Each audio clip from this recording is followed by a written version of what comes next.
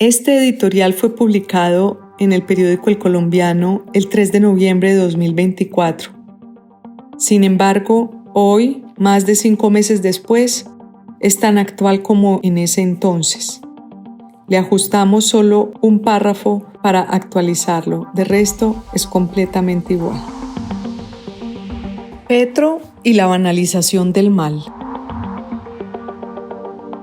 Comillas. Me enaltece que un nazi me insulte de esta manera. Trinó el presidente Gustavo Petro en noviembre pasado en referencia al escritor argentino Agustín Laje, luego de que éste dijo que Petro era un tristísimo accidente. Esa manía de calificar a cualquier persona como nazi, trivializando el significado de esa palabra, no debería pasar como algo normal, o no debería normalizarse, como dicen ahora. La palabra nazi tiene todo que ver con un régimen responsable del Holocausto, en el que fueron asesinadas entre 11 y 17 millones de personas. Es como si alguien cogiera a toda la población de Medellín, de Bogotá, de Cali, de Barranquilla y de Cartagena juntas y las exterminara.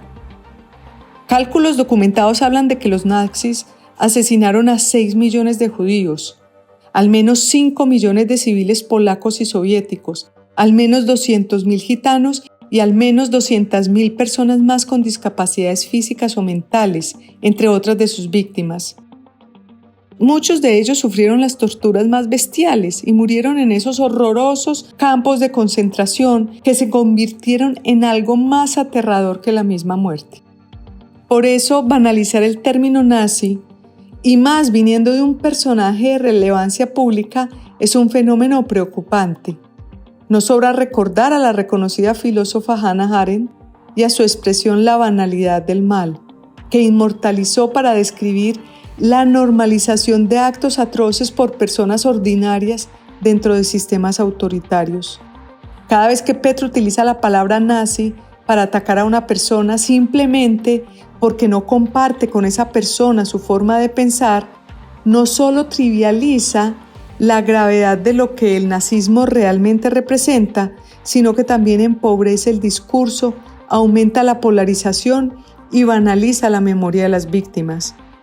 Minimizar el peso moral del término nazi, como lo hace el presidente Petro, socava nuestra capacidad para distinguir el bien del mal.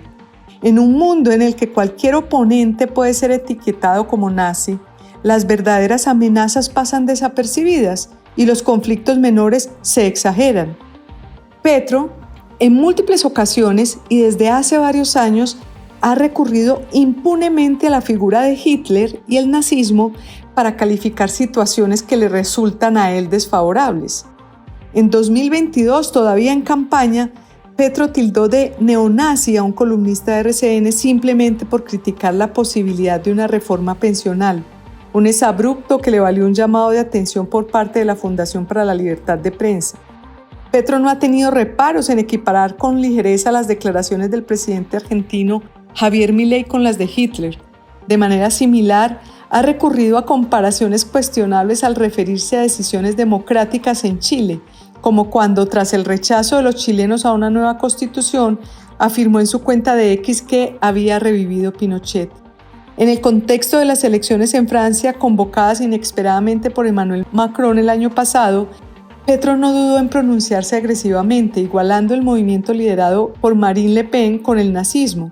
De igual manera, en un encuentro con medios alternativos convocado por su gobierno hace poco más de un mes, Petro dirigió su retórica a Elon Musk, calificándolo al estilo de Nicolás Maduro como un señor proclive a los nazis.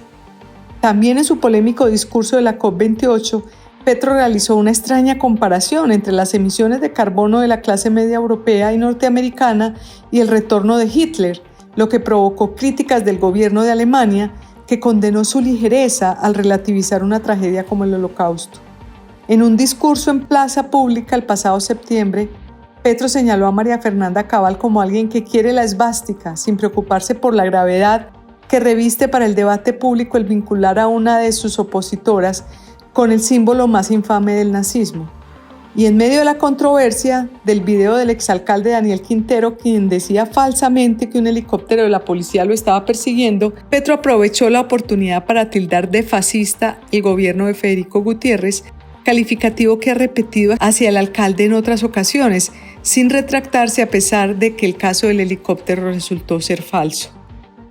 Y lo que hemos visto en las últimas 24 horas, le ha dicho nazi a opositores, a periodistas, a jueces, como si no existiera otra palabra, como si necesitara una palabra exagerada como la de nazi para él definirse como inocente.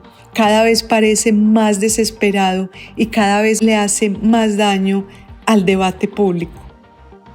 Etiquetar a los oponentes políticos como nazis implica darle un portazo a la posibilidad de diálogo, pues la palabra nazi conlleva una carga emocional de rechazo absoluto. Así el debate político se convierte en una serie de insultos de X en lugar de un constructivo debate de argumentos. El uso recurrente de la expresión nazi deshumaniza al otro y polariza el debate.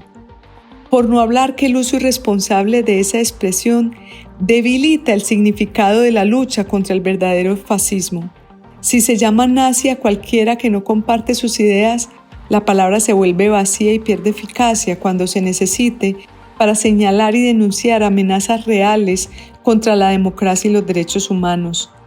Pero a un político populista como a Gustavo Petro eso no le interesa. La verdad histórica los tiene sin cuidado. Lo que necesitan es encontrar adjetivos que les sirvan para dividir al mundo entre buenos y malos, entre el bueno que es él y los malos que son todos los demás. Una vez la palabra se haya desgastado, simplemente la tirarán a la basura.